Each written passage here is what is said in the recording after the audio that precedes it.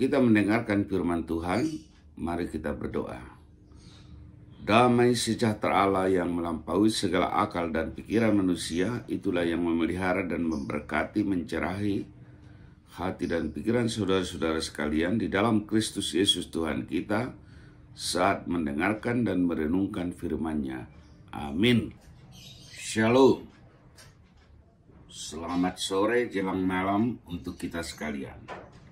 Ibu bapak dan saudara sekalian, kita akan memasuki rema atau renungan malam pada saat ini yang diambil dari kitab 2 Petrus 1 ayat 16 sampai 21. Firman Tuhan berbunyi demikian, saya akan bacakan untuk kita sekalian.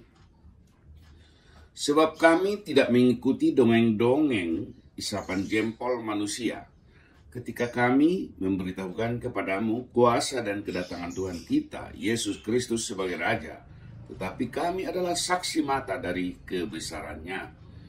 Kami menyaksikan bagaimana Ia menerima kehormatan dan kemuliaan dari Allah Bapa ketika datang kepadanya suara dari Yang Maha Mulia, yang mengatakan, inilah anak yang kukasihi, kepadanya lah aku berkenan.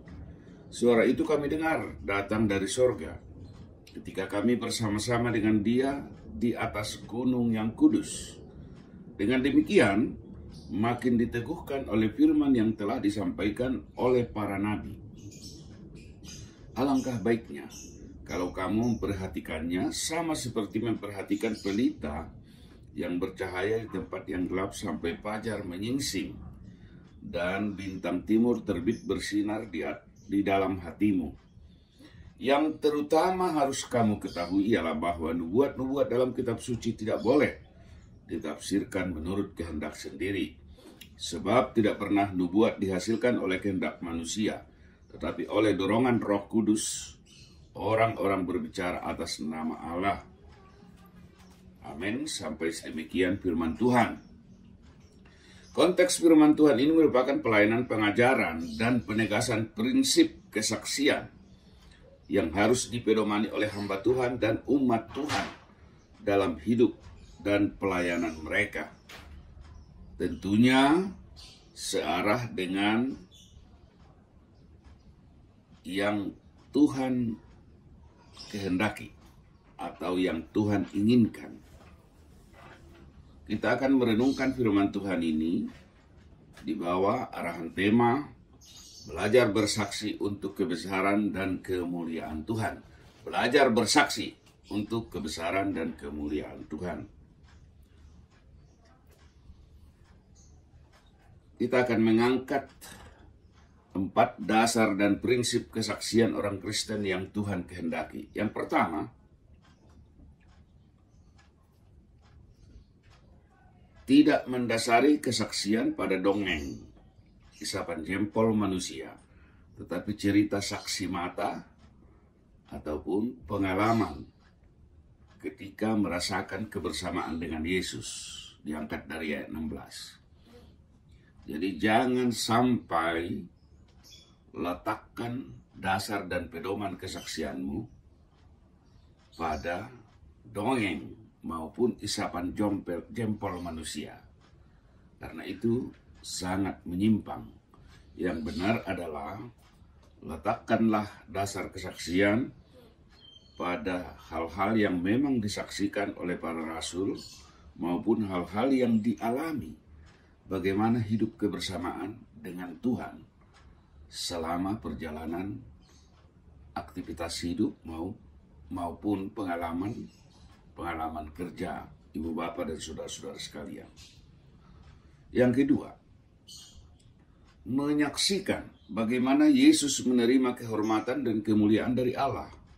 Ini ayat 17 sampai 18. Dan ini adalah fakta yang pernah disaksikan Petrus dan 2 murid kesayangan lainnya di atas gunung, di mana ada suara dari langit yang menyebutkan, inilah anak yang kukasihi dan kepadanya lah aku berkenan.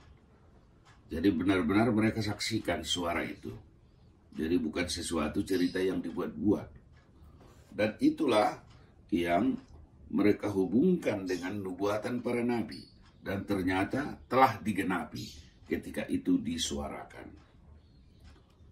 Yang ketiga, kesaksian dan pengalaman itu makin meneguhkan firman yang disampaikan para nabi, maka pendengar juga turut diajak memperhatikan dengan baik, sama seperti memperhatikan pelita yang menerangi kegelapan. Ayat 19. Ketika sudah jelas apa yang disaksikan dan apa yang dialami, sesuai dengan apa yang pernah dinubuatkan para nabi, karena firman Tuhan yang satu dengan yang lain tidak akan pernah bertentangan, maka suarakanlah itu kepada umat atau manusia yang ada di sekitar kita, supaya mereka semakin diteguhkan. Jadi rangkaian itu merupakan hal yang berkaitan, karena Tuhan bekerja dan berkarya di atas kebenaran-kebenaran yang telah pernah disampaikannya. Yang terakhir atau keempat, perlu mengetahui yang terutama, bahwa nubuat tidak boleh ditafsirkan menurut kehendak sendiri. Sebab tidak pernah nubuat dihasilkan kehendak manusia, tetapi oleh dorongan Roh Kudus, orang-orang berbicara atas nama Allah. Ayat 20-21. Di sini semakin diperkuat dan ditegaskan bahwa semua nubuat atau pesan-pesan Allah tidak boleh ditafsirkan menurut kehendak sendiri atau menurut keinginan manusia, namun harus melalui dorongan Roh Kudus ketika orang berbicara atas nama Allah. Ini penegasan. Dari nats ini kita beroleh pembelajaran bagaimana bersaksi dengan benar, tanpa harus melanggar atau melakukan penyimpangan dari keinginan maupun kehendak Allah. Ibu apa yang dikasihi oleh Tuhan Yesus Kristus, hidup bersaksi adalah salah satu tugas panggilan umat Kristen. Kalau secara lengkap adalah marturia, diakonia, koinonia. Itu tugas panggilan umat Kristen. Bersaksi, bersekutu, dan melayani. Namun jangan kita salah bersaksi. Hendaknya setiap kesaksian kita selalu didasari pada kebenaran ataupun pada firman Tuhan, agar apapun yang kita saksikan tetap siap menjadi berkat. Menjadi saksi mata langsung mungkin sangat langka di saat ini, dan itu hanya didapatkan para murid.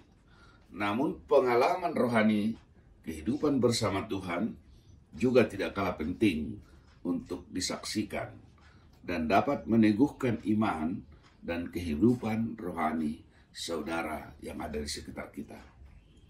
Bu apa yang dikasihi oleh Tuhan Yesus Kristus, sangat perlu dijaga agar dalam setiap kesaksian kita harus selalu didasari pada perbuatan Allah, bukan didasari atau berpedoman pada kehebatan potensi yang kita miliki.